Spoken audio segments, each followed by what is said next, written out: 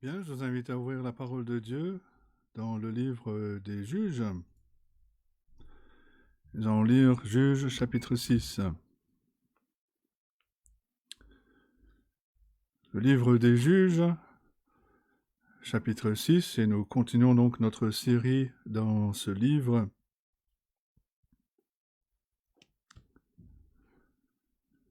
Juges chapitre 6, nous allons lire les 10 premiers versets.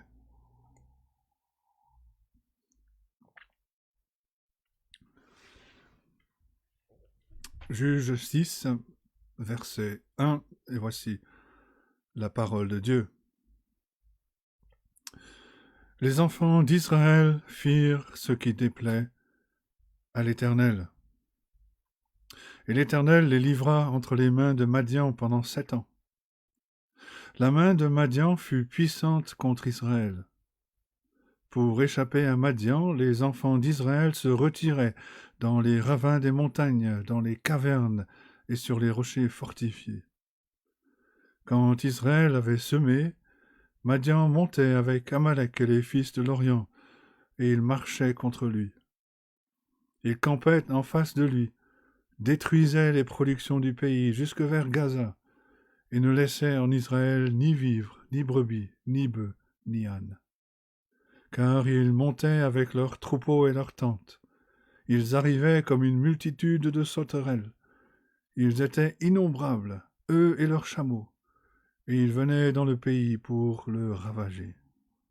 Israël fut très malheureux à cause de Madian, et les enfants d'Israël crièrent à l'Éternel. Lorsque les enfants d'Israël crièrent à l'Éternel au sujet de Madian, l'Éternel envoya un prophète aux enfants d'Israël. Il leur dit: Ainsi parle l'Éternel, le Dieu d'Israël. Je vous ai fait monter d'Égypte, et je vous ai fait sortir de la maison de servitude. Je vous ai délivré de la main des Égyptiens et de la main de tous ceux qui vous opprimaient. Je les ai chassés devant vous. Je vous ai donné leur pays. Je vous ai dit: Je suis l'Éternel votre Dieu. Vous ne craindrez point les dieux des Amoréens dans le pays desquels vous habitez. Mais vous n'avez pas écouté ma voix. Et jusque-là, la parole de Dieu. Je ne sais pas si vous avez acheté un gadget électronique récemment, mais la dernière fois que vous l'avez fait, vous étiez sans doute content de lire sur l'emballage que les piles étaient incluses. Vous avez sans doute remarqué que pour faire fonctionner le gadget, il fallait retirer une petite languette en plastique qui était là pour éviter que la batterie se vide. Mais peut-être que vous ne l'avez pas remarqué. Parce qu'il y a beaucoup de personnes qui ignorent les instructions pour ce genre de gadget et qui sont ensuite frustrées parce que leur gadget ne fonctionne pas.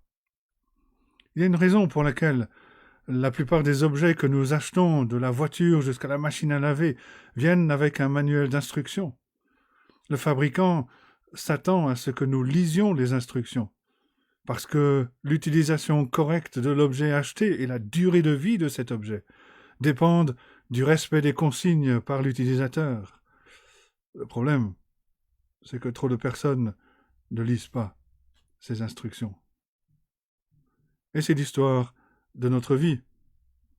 Dieu, le Créateur, nous a créés d'une façon particulière, mais à cause du péché, la création est maintenant défectueuse.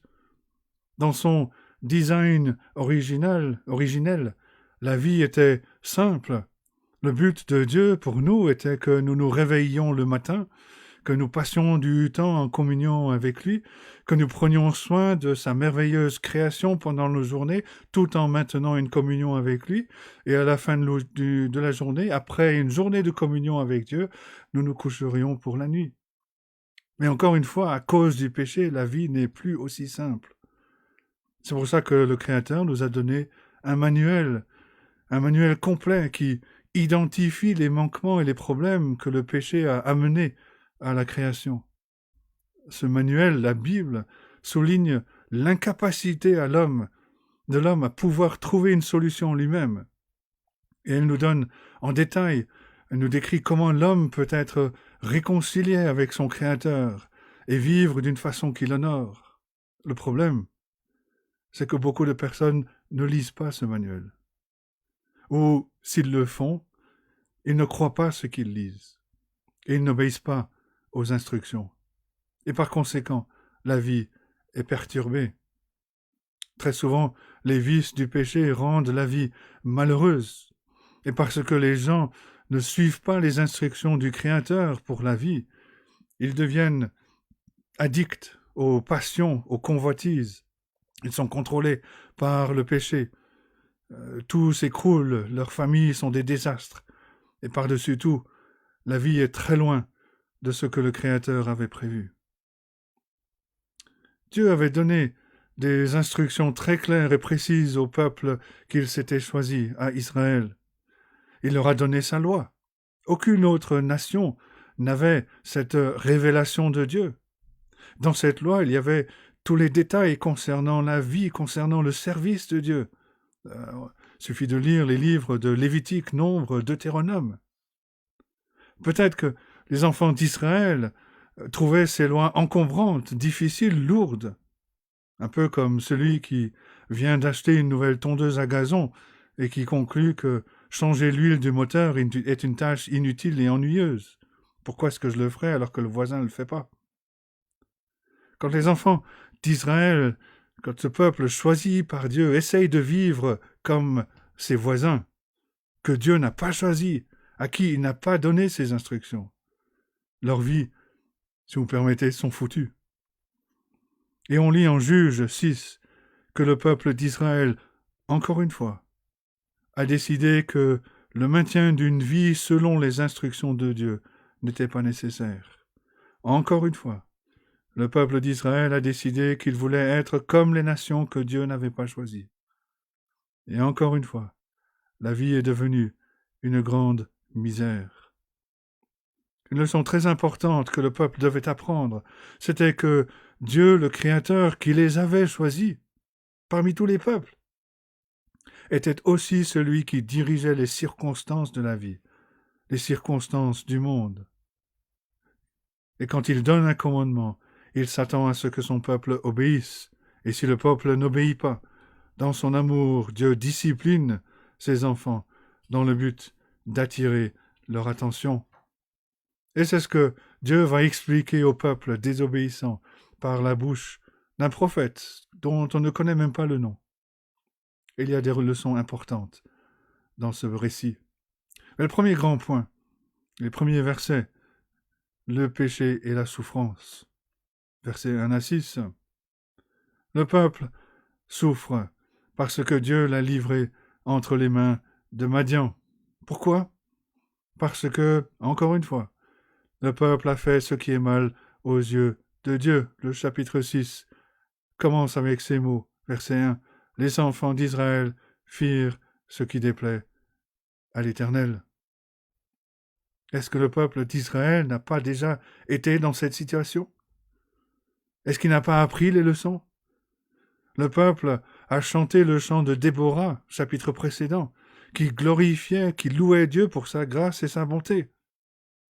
Et quand on commence le chapitre 6, il y a un contraste énorme entre chanter les louanges de Dieu et faire ce qui déplaît à l'Éternel. Le processus de cananisation, un terme qu'on a utilisé au début de cette série, ce processus de cananisation d'Israël continuait. Au lieu que les nations deviennent comme Israël, c'est Israël qui devenait comme les nations. Alors, il n'y a pas de signification secrète dans ce qu'ils ont fait. Ils ont fait le mal. Et Dieu a horreur du mal. Ce que le peuple d'Israël était mal, peut-être ce que le peuple d'Israël a fait était mal, peut-être pas selon les normes humaines, mais certainement selon les normes de Dieu. Le mal est une attaque contre la personne, contre le caractère de Dieu. Faire le mal, c'est aller contre la nature même de Dieu. Et pour les Israélites, il y avait au moins deux facettes. Tout d'abord, c'était ignorer la loi de Dieu, ignorer sa parole, la considérer comme ayant peu d'importance. Mais aussi, c'était adopter l'adoration des idoles de leurs voisins païens. C'est ce qui les a amenés à développer les mêmes caractères que leurs voisins. Et l'Ancien Testament les mentionne où il fait allusion très souvent. On les retrouve encore aujourd'hui.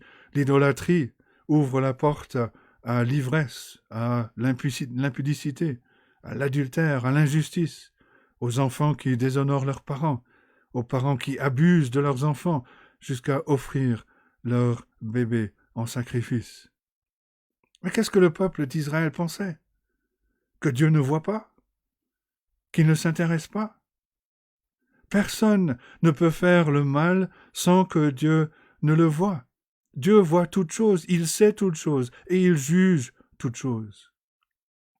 Tsophar, l'ami de Job, en Job 11, verset 11, dit ceci, « Car Dieu connaît les vicieux, il voit facilement les coupables. » Ou d'autres traductions de ce verset, la deuxième partie de ce verset dit, « Quand il voit l'iniquité facilement, ne va-t-il pas l'examiner ?»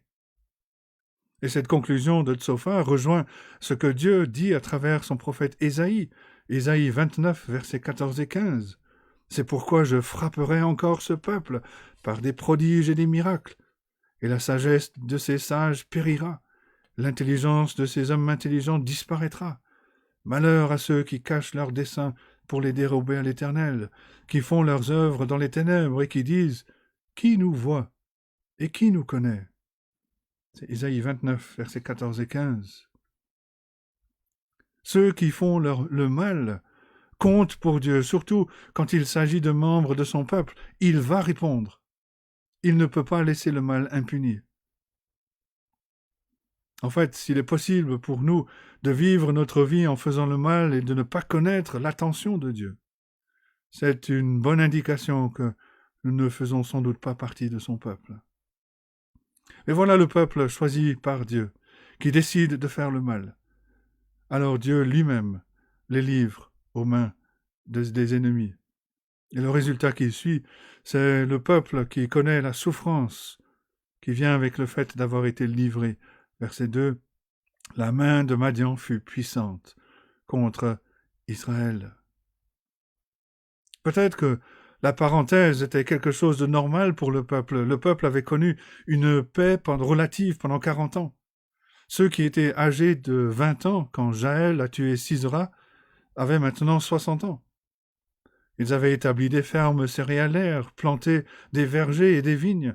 Ils avaient élevé des enfants. Ils se réjouissaient avec leurs petits-enfants.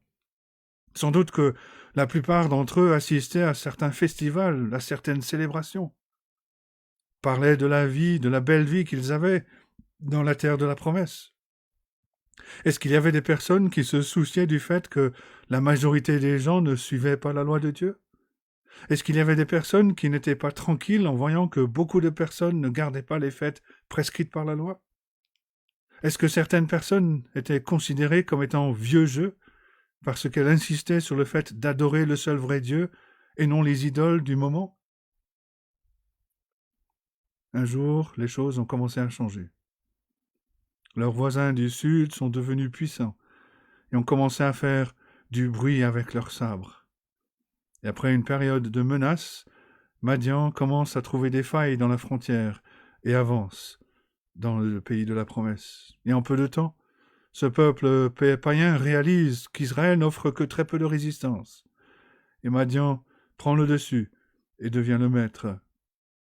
Le peuple que Dieu s'était choisi donnait maintenant ses ressources aux païens que Dieu ne s'était pas choisi. Ça ne peut pas être la volonté de Dieu. Si?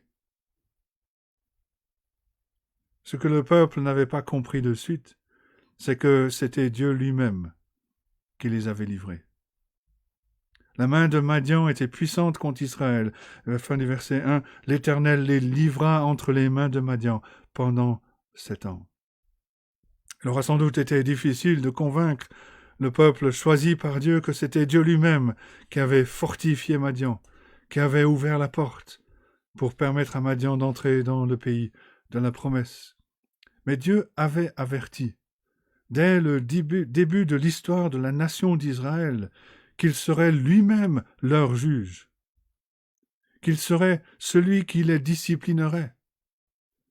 Dans la loi, dans le livre du Lévitique, Dieu a averti que si son peuple choisissait le péché, c'est lui-même, l'Éternel, qui viendrait les juger, qui viendrait les punir. Lévitique 26, versets 27 à 33. Si malgré cela, vous ne m'écoutez point et vous me résistez, je vous résisterai aussi avec fureur, et je vous châtierai 7 fois plus pour vos péchés. Vous mangerez la chair de vos fils, et vous mangerez la chair de vos filles. Je détruirai vos hauts lieux, j'abattrai vos statues consacrées au soleil, je mettrai vos cadavres sur les cadavres de vos idoles, et mon âme vous aura en horreur. Je réduirai vos villes en désert, je ravagerai vos sanctuaires, je ne respirerai plus l'odeur agréable de vos parfums, je dévasterai le pays, et vos ennemis qui l'habiteront en seront stupéfaits. Je vous disperserai parmi les nations, et je tirerai l'épée après vous. Votre pays se va dévaster, vos villes seront désertes. Dieu allait-il faire cela? C'est son engagement, c'est son avertissement. Les gens ont encore du mal aujourd'hui à laisser Dieu avoir le contrôle sur toute chose. Mais Dieu contrôle et Dieu ne peut pas laisser le péché impuni.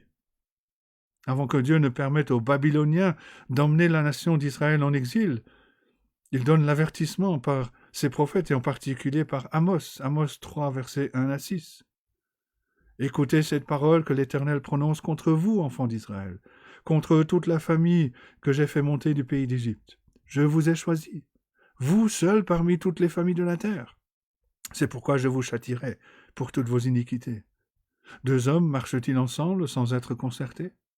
Le lion rugit-il dans la forêt sans avoir une proie? Le lionceau pousse-t-il des cris du fond de sa tanière sans avoir fait une capture? L'oiseau tombe-t-il dans le filet qui est à terre sans qu'il y ait un piège? Le filet s'élève-t-il de terre sans qu'il y ait rien de pris? Sonne-t-on de la trompette dans une ville sans que le peuple soit dans l'épouvante? Arrive-t-il un malheur dans une ville sans que l'Éternel en soit l'auteur? Parce que Dieu est en contrôle de tout, parce que Dieu est l'auteur du jugement, la vie s'effondre pour le peuple d'Israël.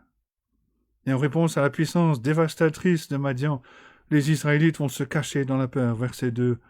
Pour échapper à Madian, les enfants d'Israël se retiraient dans les ravins des montagnes, dans les cavernes et sur les rochers fortifiés. Imaginez ce genre de vie pour les enfants de ceux à qui Dieu avait donné le pays où coule le lait et le miel.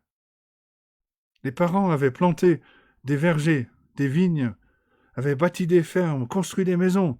Ils avaient connu la bonté de l'Éternel. Et maintenant, pendant 7 ans, pendant 7 longues années, les informations confirmaient que les choses ne seraient pas les mêmes pour la génération suivante. À cause des difficultés économiques causées par l'invasion et le règne de ces païens, la jeune génération ne pouvait pas s'acheter de maison. Ils devaient vivre dans les cavernes, sur les rochers fortifiés. Et le peuple ne pouvait même pas profiter du fruit de leur labeur. Versets 3 à 5. Quand Israël avait semé, Madian montait avec Amalek et les fils d'Orion, et il marchait contre lui. Il campait en face de lui, détruisait les productions du pays jusque vers Gaza, et ne laissait en Israël ni vivres, ni brebis, ni bœufs, ni ânes. Car ils montaient avec leurs troupeaux et leurs tentes. Ils arrivaient comme une multitude de sauterelles. Ils étaient innombrables, eux et leurs chameaux, et ils venaient dans le pays pour le ravager. Ces maîtres païens qui dominaient sur le peuple d'Israël venaient et volaient toute la richesse que produisait ce pays où coulait le lait et le miel. Vidé et privé de tout, le peuple d'Israël a crié à l'Éternel, verset 6. Israël fut très malheureux à cause de Madian, et les enfants d'Israël crièrent à l'Éternel. L'original est très graphique. Ici, Israël fut très malheureux, peut se traduire Israël est devenu très petit par manque de nourriture. Et Israël a crié à l'Éternel. Dieu les a amenés très bas.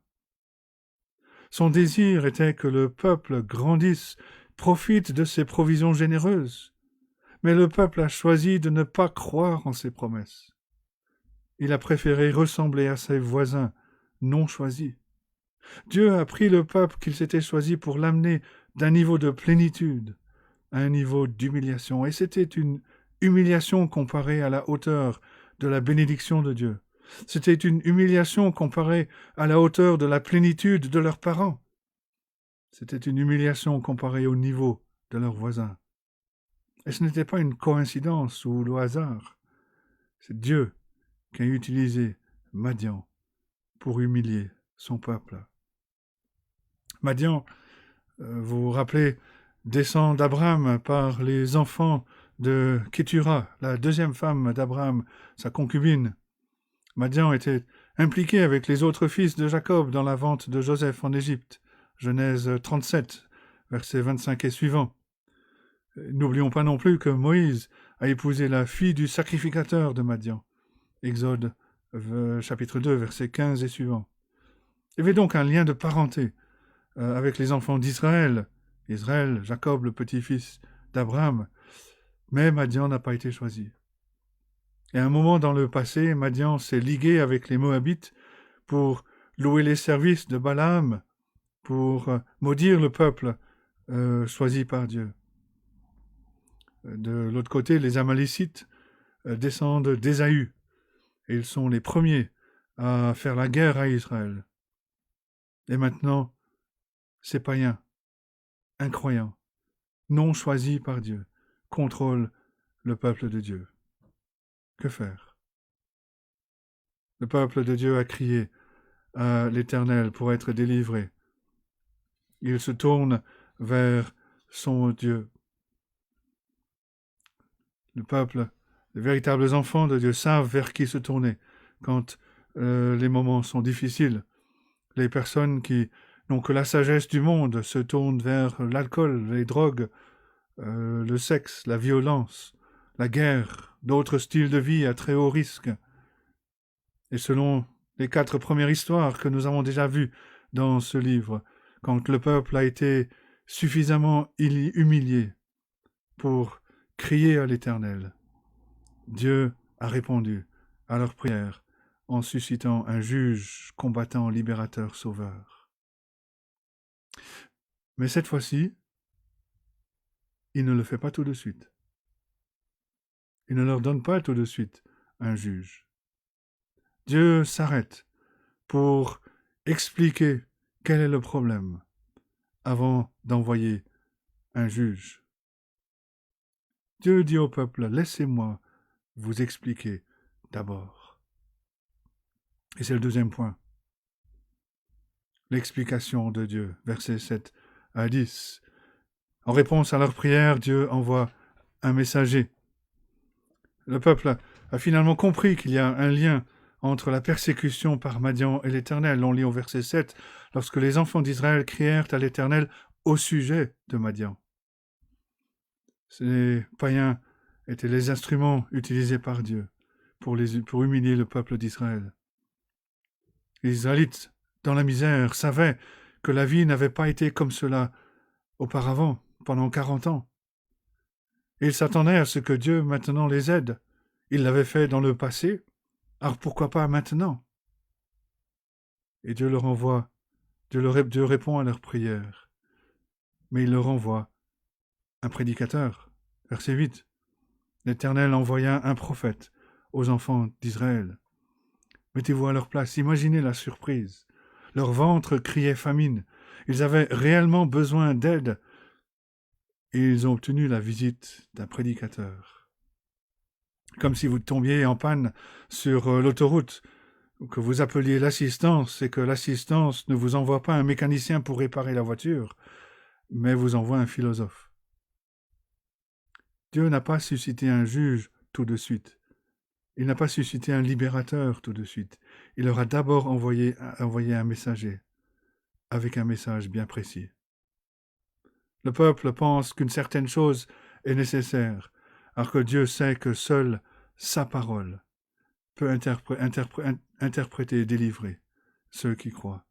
Et Dieu continue d'agir de cette façon. La parole de Dieu est une épée à double tranchant qui devrait couper de manière profonde dans nos cœurs et dans nos vies pour révéler nos doutes, notre incrédulité, notre idolâtrie pécheresse. Hébreux 4, versets 12 et 13. La parole de Dieu est vivante et efficace, plus tranchante qu'une épée quelconque à deux tranchants, pénétrante jusqu'à partager âme et esprit, jointure et moelle. Elle juge les sentiments et les pensées du cœur. Nulle créature n'est cachée devant lui, mais tout est nu et découvert aux yeux de celui à qui nous devons rendre compte. Mais il est plus facile pour les enfants de Dieu de demander à Dieu de les sortir d'une situation dans laquelle ils se trouvent, sans aller d'abord à la parole de Dieu, pour y chercher la sagesse et la raison pour laquelle ils se trouvent dans cette situation. Certains prient ainsi, « Seigneur, enlève ma dépression » ou « Seigneur, retire de moi cette chute continuelle dans certains péchés » ou « Seigneur, enlève mon absence de soumission et ses conséquences dans la vie ». Mais très souvent, ces personnes ne sont pas prêtes à sonder la parole de Dieu pour chercher à lui ressembler. La parole de Dieu est l'instrument que l'Esprit Saint utilise pour toucher la cause de notre problème à tous, l'orgueil, l'égocentrisme, le culte de gloire. Et très souvent, Dieu n'apporte pas un soulagement immédiat à notre souffrance. Il va plutôt nous enseigner, nous instruire, nous annoncer, nous prêcher sa parole pour révéler le problème plus profond qu'il y a en nous. Dieu répond toujours à nos prières, selon sa sagesse souveraine et au bon moment. Mais il veut d'abord que nous comprenions sa parole. Le gros problème avec Israël, ce n'était pas Madian. Le problème avec Israël, c'était Israël. Israël n'écoutait pas, n'obéissait pas à la parole de Dieu. Et c'est cette question qui doit être traitée en premier. C'est pour ça que Dieu a envoyé un prophète en premier, avant de leur envoyer un juge pour les délivrer et leur amener la nourriture. Aujourd'hui, il envoie des prédicateurs, des membres de la famille, des amis, des frères et sœurs en Christ, qui nous aident à mieux comprendre sa parole. Un commentateur écrit ceci, « Tout comme Israël, nous aimerions parfois échapper à nos circonstances, alors que Dieu veut que nous interprétions nos circonstances. Parfois, nous avons plus besoin de compréhension que de soulagement. Parfois, Dieu doit nous éclairer avant qu'il n'ose nous accorder la sécurité. Nous voulons être libérés d'une chaîne, alors que Dieu veut que nous prenions conscience de notre idolâtrie. Dieu veut nous enseigner, pas simplement calmer nos esprits. Ce que le peuple avait besoin en urgence, c'était la parole de Dieu. La parole de Dieu est la nourriture spirituelle qui doit précéder la nourriture physique. Le peuple d'Israël avait besoin d'apprendre à nouveau à rechercher premièrement le royaume de Dieu et sa justice, sachant que toutes les autres choses seront données par-dessus. Dieu voulait que son peuple comprenne pourquoi il connaissait la famine. Il n'a pas obéi à la parole de Dieu. Et le message de Dieu à travers ce prédicateur explique la connexion entre le péché et la souffrance. D'abord, il y a un rappel des faits. Au début de l'histoire de la nation d'Israël, c'est Dieu qui a délivré la nation de son esclavage. Verset 8, il leur dit, « Ainsi parle l'Éternel, le Dieu d'Israël, je vous ai fait monter d'Égypte, et je vous ai fait sortir de la maison de servitude. » Le peuple choisi ne serait même pas dans le pays de la promesse si Dieu n'était pas intervenu. Est-ce que le peuple avait oublié son histoire?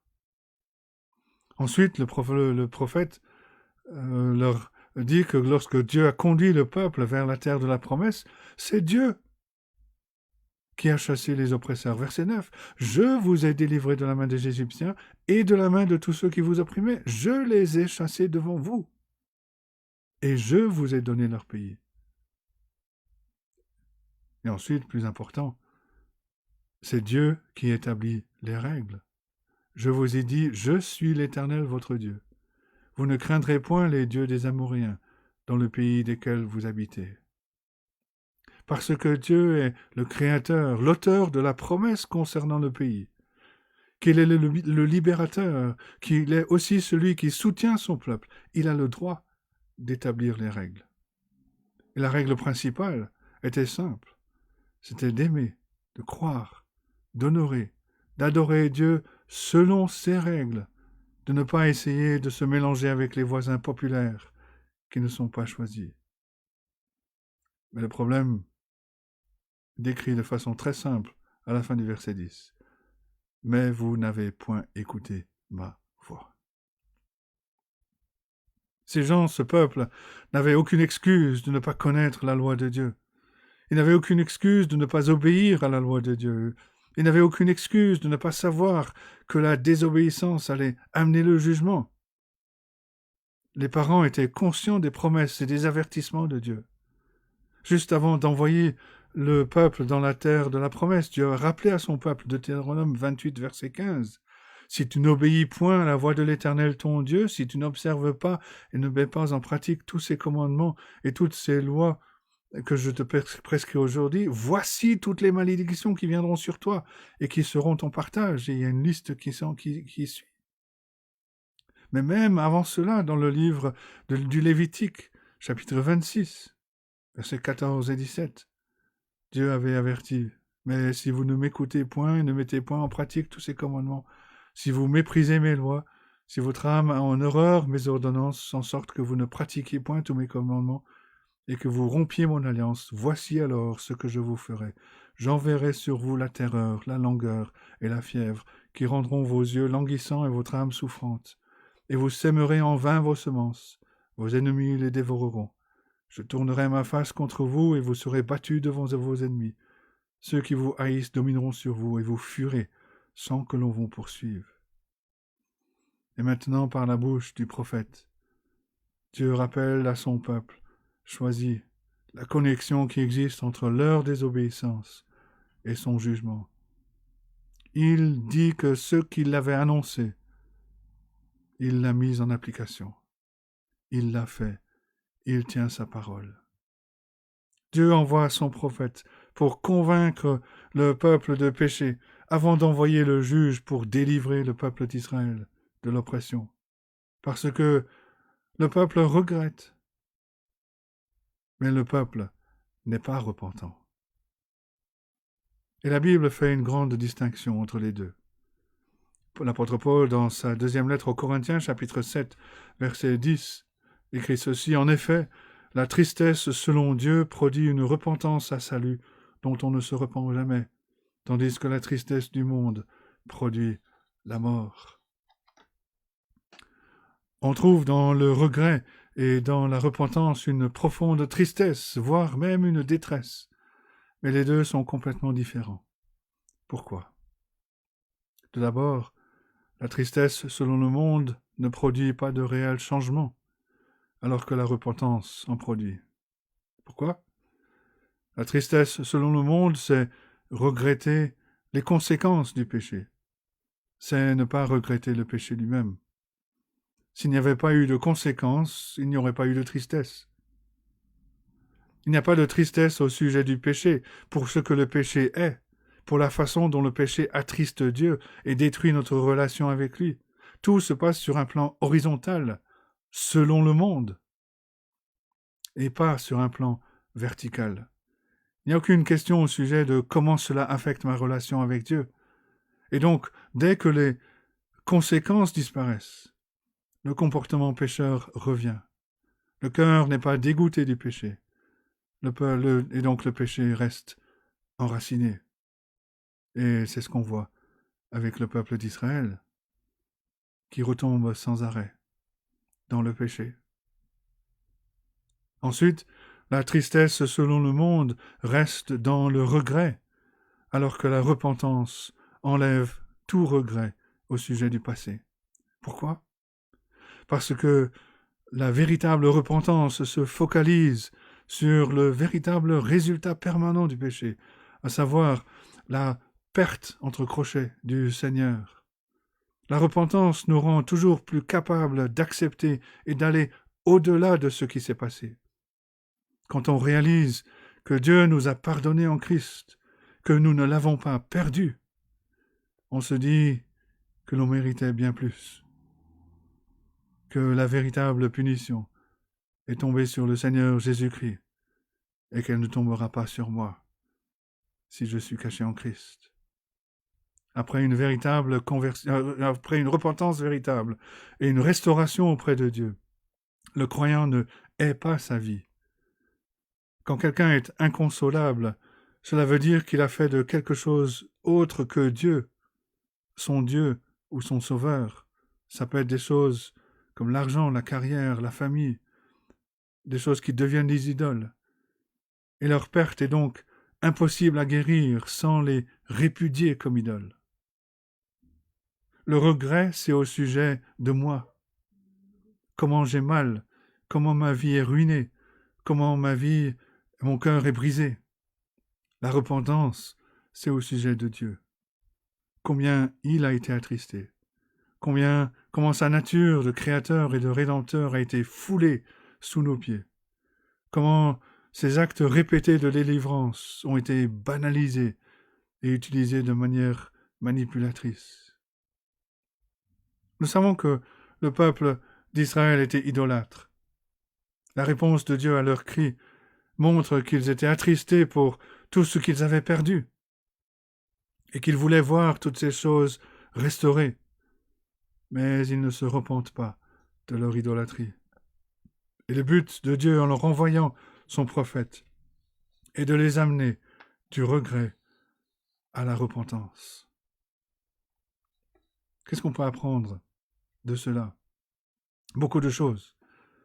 La plus importante, c'est de vérifier la raison derrière notre tristesse.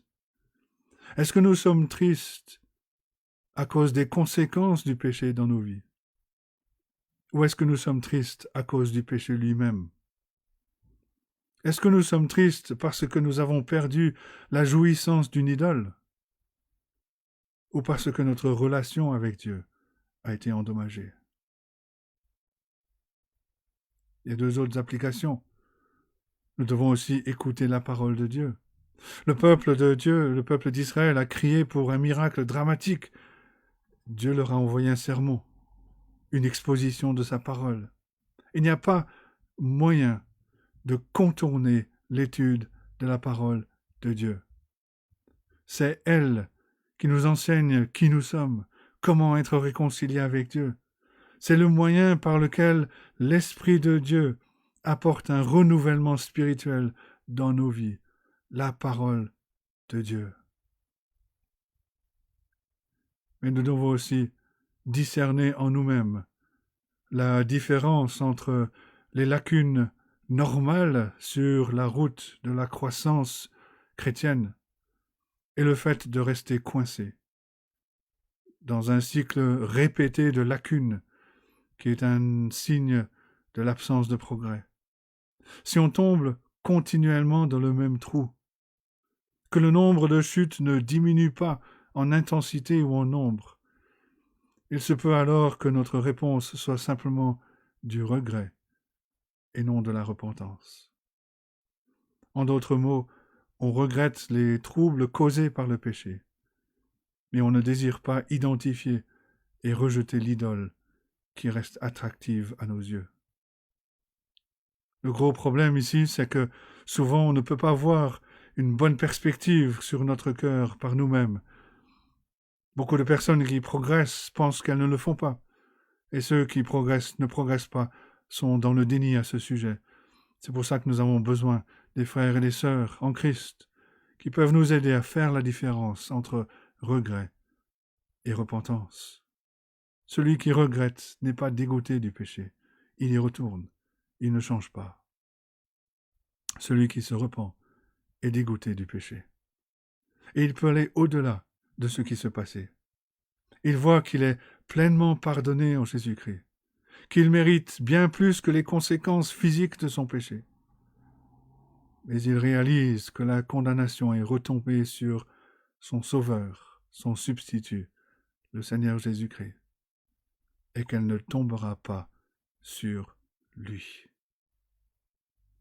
David a pu s'écrier, en particulier dans le psaume 32, « Heureux, heureux celui à qui la transgression est remise, à qui le péché est pardonné, heureux l'homme à qui l'Éternel n'impute pas l'iniquité. »